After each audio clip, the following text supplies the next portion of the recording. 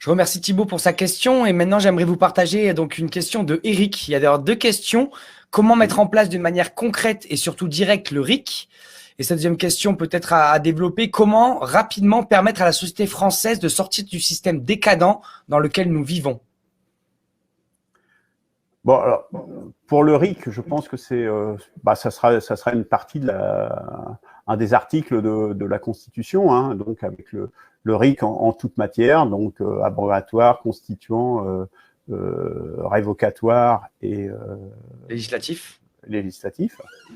Donc ça sera un des articles de la Constitution. Et la deuxième question, c'était comment rapidement permettre à la société française de sortir du système décadent dans lequel nous vivons? Alors, il y a un certain nombre d'éléments dans le plan d'urgence qui ont émergé, hein, notamment sur l'éducation nationale. Et sur les juges également, hein, sur la justice, parce que la justice a un rôle très important. C'est ces deux éléments qui sont sortis du plan d'urgence, hein. Donc là, ce sont des éléments importants, notamment un rappel aux juges qu'ils ne jugent pas pour eux-mêmes, mais au nom du peuple français. Donc ça fait partie des éléments qui ont émergé. Et puis, je dirais, ce que propose une perspective, la 6e République, c'est un point de départ. Au fond, nous sommes effectivement dans une spirale décadente. Complètement d'accord, puisqu'on va vers la barbarie, et c'est une spirale décadente, civilisationnellement décadente. Et l'idée, c'est d'impulser justement une spirale montante.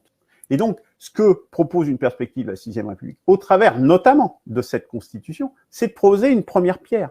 Et que, notamment au travers du RIC constituant, mais pas seulement, d'initier une spirale ascendante qui va, au fur et à mesure, améliorer la Constitution, améliorer le fonctionnement de la société et sortir justement de cette spirale décadente et initier, pas simplement bloquer, revenir en arrière comme je disais tout à l'heure. Non, l'idée c'est vraiment d'initier une spirale ascendante. Et donc, on parle de crise de civilisation. C'est pour ça que la dimension politique, une perspective à la 6e République, au départ, quand j'ai fondé ça, c'était vraiment qu'une initiative politique. Puis en discutant avec les gens qui sont autour de moi, on s'est aperçu que c'était pas suffisant. Parce que si à une crise de civilisation, on n'y répondrait pas que par des mesures politiques.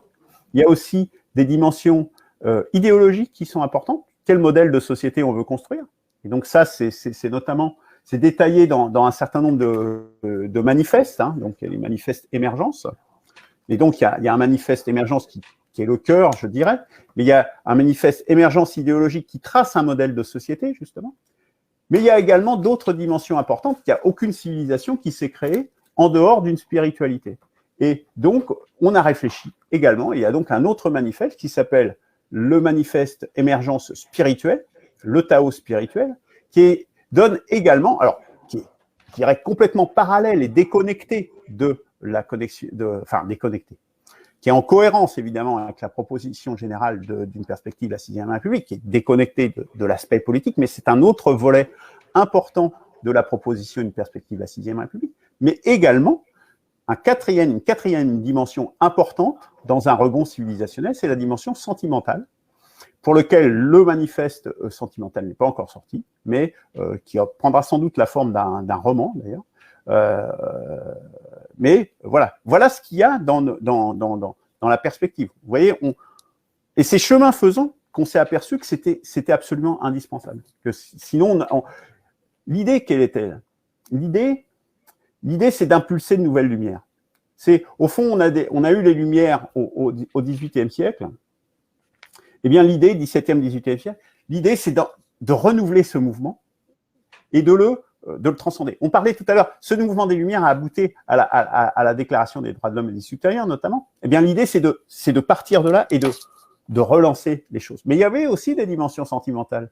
Il y avait aussi des dimensions spirituelles, d'ailleurs, qui ont été vraiment très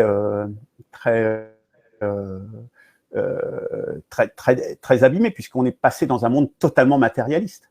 Et c'est une dimension qui manque à l'être humain aujourd'hui. Et c'est aussi ces dimensions-là, donc qui sont optionnelles, je dirais, dans la proposition d'une perspective de la 6e République, Et pourquoi appeler à nouvelle lumière? C'est quelque part pareil, c'est poser des premières pierres. Là, ce Tao spirituel, par exemple, c'est poser une première pierre à la société, au monde, aux intellectuels, de se saisir de ces